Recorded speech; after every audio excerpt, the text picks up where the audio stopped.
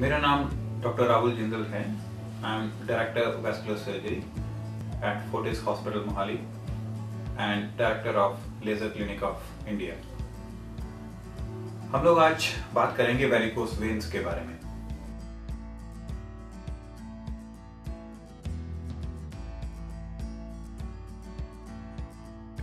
Varicose veins एक बीमारी है जो नीले खून की नसों की बीमारी होती है और ये लेग्स में होती है वेरिकोस वेन्स।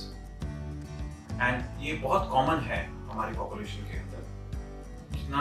एंड हमारे पास जो पेशेंट आते हैं वो बहुत लेट प्रेजेंटेशन के साथ आते हैं क्योंकि उनको पता ही नहीं होता कि इसके इफेक्ट्स क्या हैं, इसके साइड इफेक्ट्स क्या हैं। बेसिकली वेरिकोस वेन्स होती क्यों है?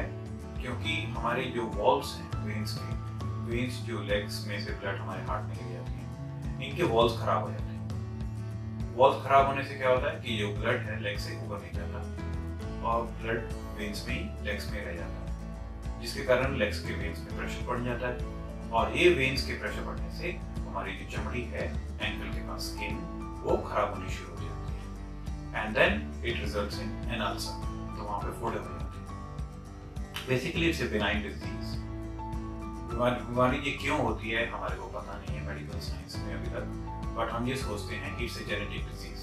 So like if one parent has varicose veins तो हमारे को 25 to 30% चांस रहते हैं वेरिकोस वेन्स होने के, और हमारे दो पेरेंट्स को अगर हैं तो हमारे को और ज्यादा चांस रहते हैं वेरिकोस वेन्स होने के। बट कुछ प्री डिस्पोजिंग फैक्टर्स हैं कि अगर आपको जेनेटिक प्री डिस्पोजिशन हो और आपको ये साथ में हो तो आपको वेरिकोस वेन्स होने के चांसेस ज्यादा हो जाते हैं। जैसे कि जिम करना, बहुत लंबे देर तक खड़े रहना, और अगर जिनकी हाइट बहुत ज्यादा है या पोस्ट प्रेगनेंसी। सो इसलिए कुछ कारण है, बट ऐसा नहीं है कि सब प्रेग्नेंट लेडीज को वेरिकोस वेन्स होंगी, सब जिम वालों को वेरिकोस वेन्स होंगी। सो एग्जैक्टली वेरिकोस वेन्स क्यों होती हैं हमें पता नहीं है। इनका इलाज और इनका इन्वेस्टिगेशन बहुत सिंपल है। The only test what we require is if patient अपने आप खड़ा हो और खड़े होने पे 1 मिनट खड़े होने के बाद अपनी लेग्स को देखे, अगर उनको बहुत बड़ी बड़ी डायलेटेड वेन्स हैं तो मींस आपको वेरिकोस वेन्स हैं। तो it's such a simple diagnosis. उसके बाद एक बार आपको डायग्नोसिस हो जाए तो हमें एक टेस्ट कराना होता है, एक सिंपल सा डॉपलर जिसको हम बोलते हैं वीनस डॉपलर लेग्स का, देखने के लिए कि अंदर की मेन वेन्स ठीक हैं कि नहीं, हमारे वॉल्स ठीक हैं कि नहीं, हमारे जो वेन्स का प्रेशर जो है एंकल स्किन पे कितना पड़ रहा है। इन सारी चीजों को हम एनालिसिस कर सकते हैं ताकि हम आपको ट्रीटमेंट गाइड कर सकें। एक बार हम डॉक्टर करवा लेते हैं, उसके बाद बहुत सारी वेरियस ट्रीटमेंट्स आते हैं। जब हम अगली पेशेंट्स हमारे पास आते हैं और उनको ट्रीटमेंट के लिए हम देते हैं तो we can only give them lifestyle management. हम मॉडिफिकेशन करते हैं, जैसे कि आपको अपना वेट कम करना चाहिए, प्लेंटी ऑफ वॉक करना चाहिए, फूड हैबिट्स को इम्प्रूव करना चाहिए, एंड हम आपको कंप्रेशन स्टॉकिंग्स लेग्स के ऊपर डालने के लिए दे देते हैं ताकि आपकी वेन्स जो है वो स्किन को डैमेज ना करें। बट ऐसे ही जैसे ही ये वेरिकोस वेन स्टेज 2 पे पहुंचती हैं तो देन मेडिकली वो इम्पोर्टेंट हो जाती हैं। वो इसलिए क्योंकि इसकी कॉम्प्लिकेशंस रहती हैं, जैसे कि इसमें ब्लीडिंग हो सकती है, इसमें क्लॉट्स बन सकती हैं, ये प्रोग्रेसिव डिजीज रहती है जिसकी स्किन खराब हो जाती है। तो ये सब चीजों के कारण हमारे को इसको ट्रीटमेंट करना बहुत जरूरी है।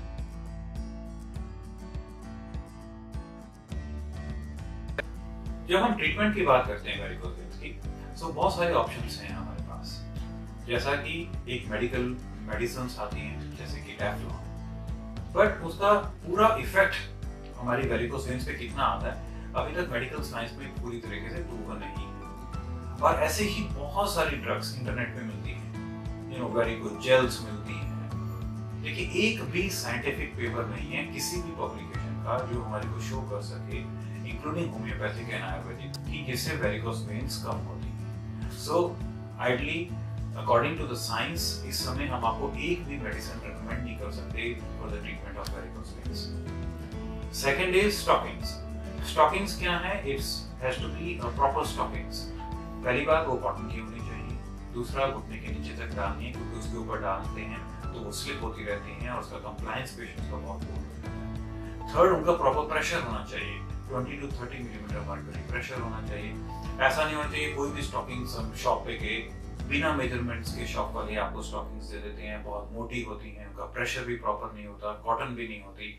And so it's so unfortunate कि जितने भी पेशेंट्स हमारे पास आते हैं they are all wearing wrong stockings. एक बार हम ये डिसाइड कर लें कि आपका stage of varicose vein stage 2 के ऊपर है, तब हमारे को ट्रीटमेंट करना बहुत जरूरी हो जाता है। And in terms of treatment बहुत सारे ऑप्शंस हैं आजकल। किसी जमाने में हम ओपन सर्जरी करते थे, but last from 15 years we don't do open surgery. In our center, we prefer to do all minimal invasive interventions. Minimal invasive का मतलब क्या होता है कि कोई कट नहीं लगता, कोई स्टिचेस नहीं होते, ये लोकल एनेस्थीसिया में प्रोसीजर होता है। 15 to 20 मिनट्स में हम प्रोसीजर खत्म कर लेते हैं। Approximately 1 hour in the hospital and आप चल के घर जा सकते हैं। और सबसे बड़ी बात है, अपनी ड्यूटीज वगैरह जो हैं वो अगले दिन से ज्वाइन कर सकते हैं। एंड अगर आपको जिम वगैरह जाना है तो we allow the gym after 1 week। और अगर आपको ट्रैवल करना है तो आप अगले दिन से ट्रैवल कर सकते हैं। So this is the advantages minimal invasive का, कि आपको एनेस्थीसिया का रिस्क नहीं रहता, आपको ऑफ ड्यूटी नहीं होना पड़ता, और आप करवाने के बाद इमीडिएटली अटेंड कर सकते हैं अपनी जॉब्स को। बिल्कुल पेनलेस नहीं होता procedure, neither the post operative period. Mild सा पेन रहता है which is a very mild sore. आपको सिंपल सा एक पेन किलर सुबह शाम लग सकता है for 3 to 5 days, but it's a very successful procedure. At present जितने भी सब प्रोसीजर्स हैं उनका success rate goes up to 97 to 99%, so which is a very successful procedure.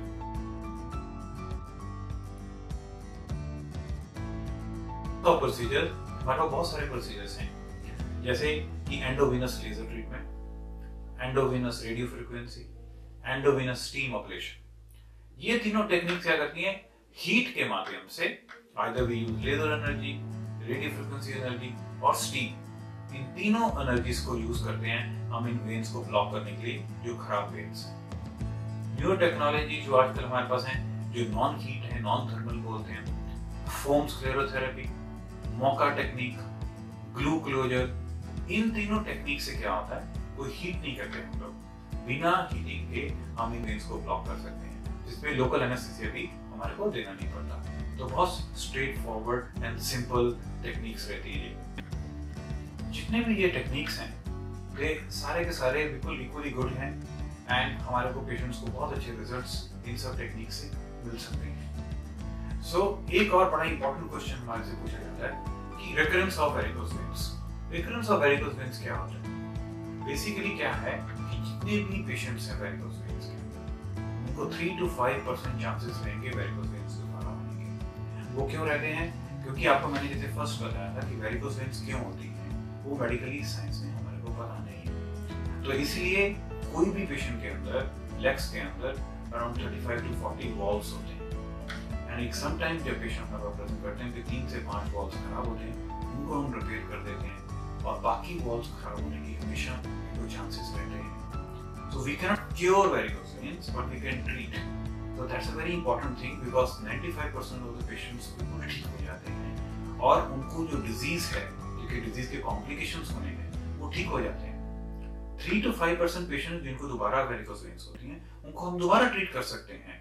तो इसमें कोई ऐसा नहीं है कि आप उसको दोबारा ट्रीटमेंट नहीं ले सकते हैं। बट अगर हम ये सोचें कि सारे के सारे पेशेंट्स को ट्रीट ना करें, तो 95 नहीं 100% of the patients will have a complication because of varicose veins during their lifetime.